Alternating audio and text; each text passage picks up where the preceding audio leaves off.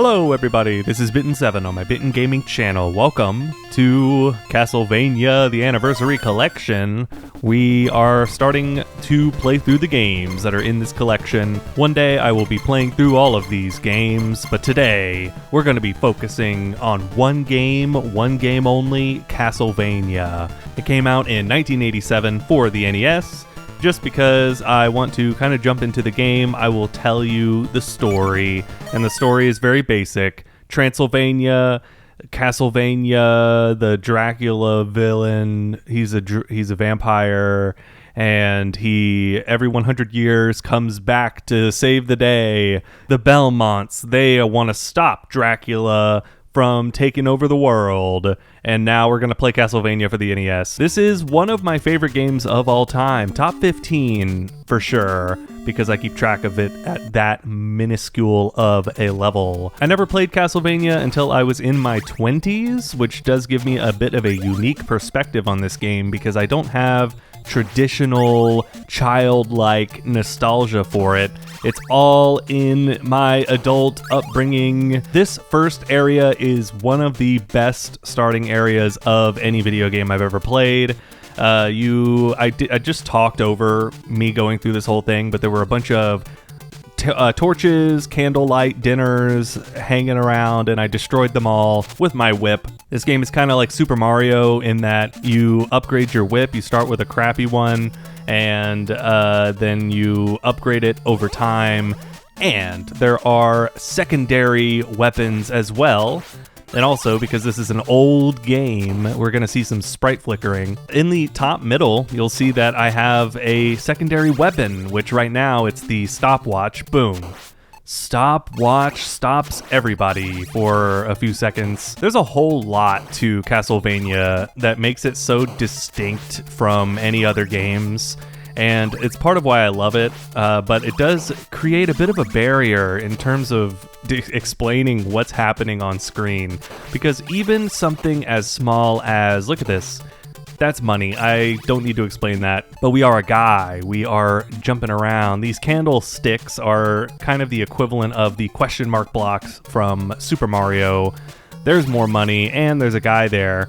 I have a secondary weapon, which is holy water. We throw it down, it lights on fire, creates a temporary state of danger for all of those who participate.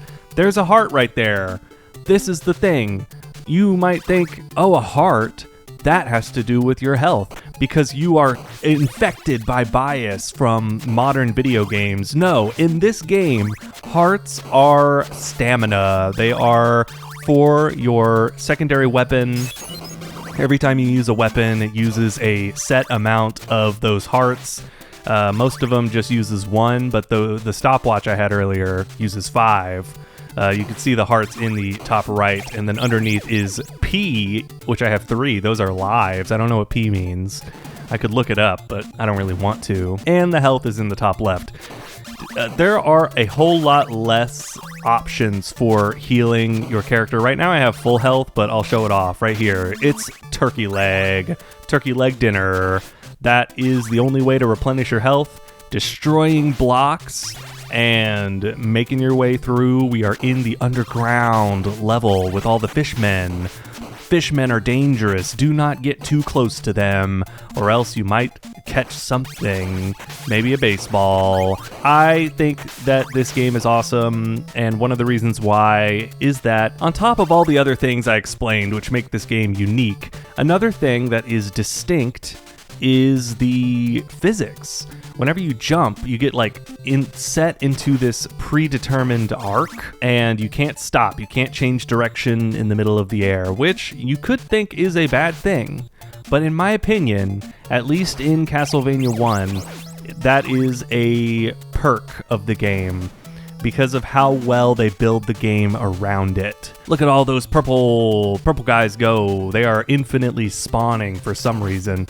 The thing that I love about this game when it comes to the predetermined jumping arc is, which obviously if you're not moving, you're not going to go into the arc, but these candlesticks on the wall, they are aligned with the peak of your jump. And so It's so satisfying to pull off really all the time, because it's throughout the entire game that they have these candlesticks that are aligned with your top jump. We are at the boss already.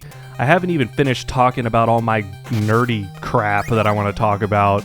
I just love this game. I don't know if I have been able to get that point across, but it's a great game, and it is so unique. And this bat, oh man, without the battle axe, which is my current secondary weapon, this boss is actually kind of hard, but oh well. First boss, you get the secondary weapons, you do what you gotta do to move on in this life. Thanks for watching. I guess I'll continue my thoughts in the next episode. Castlevania.